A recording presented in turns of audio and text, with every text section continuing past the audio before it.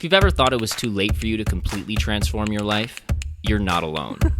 Wow. But here's the thing. World-famous designer Vera Wang didn't even enter the fashion industry until she was 40.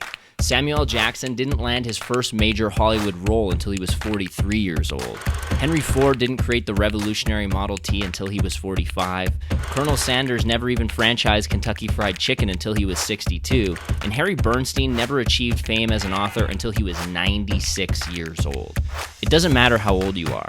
It doesn't matter what you've done this far in your life or not done. It doesn't matter what you did or accomplished. It only matters what you do now. And what you'll do daily from this moment forward.